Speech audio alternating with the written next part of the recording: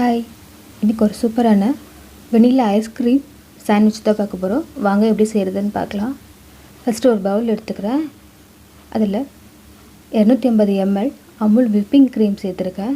அப்படி whipping cream இல்லை அப்படின்னா ஃப்ரெஷ் க்ரீம் கூட சேர்த்துக்கலாம். இப்போ இதை பவுலில் சேர்த்துடலாம். க்ரீம் கொஞ்சம் நல்லா சில்லுன்னு இருக்கணும். அதனால் ஒரு 3 hours முன்னாடியே ஃப்ரிட்ஜில் வச்சு எடுத்துக்கோங்க. இது மாதிரி விஸ்க் வச்சு பீட் பண்ணலாம். ஒரு 15லேருந்து 20 நிமிஷம் பீட் பண்ண வேண்டியிருக்கும். இன்றைக்கி நான் எலக்ட்ரானிக் மிக்சர் வச்சு பீட் பண்ண போகிறேன்.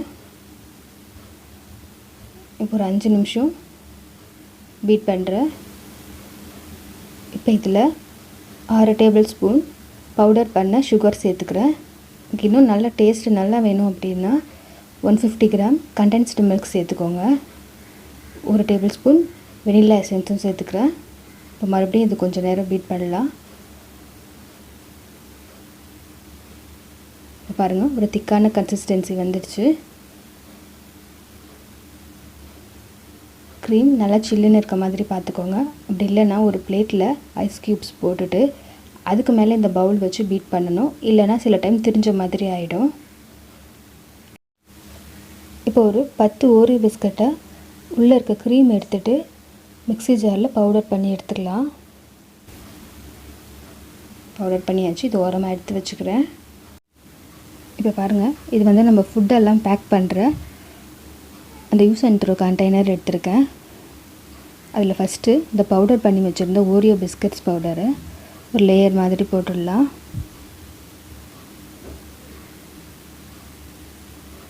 அதுக்கு மேலே இந்த க்ரீம் சேர்க்குறேன். இப்போ மறுபடியும் ஓரியோ பிஸ்கட் பவுடரை மேலே இன்னொரு லேயர் மாதிரி போட்டுடலாம்.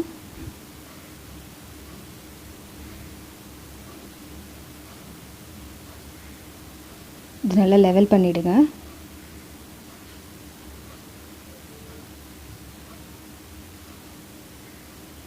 இப்போ இதுக்கு மேலே ஒரு சில்வர் ஃபாயில் பேப்பர் வச்சு க்ளோஸ் பண்ணுறேன். வேறு ஏதாவது பேப்பர் வச்சு கூட க்ளோஸ் பண்ணலாம்.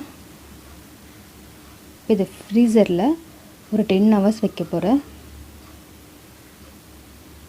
ஒரு ஓவர் நைட் ஃபுல்லாக கூட வைக்கலாம்.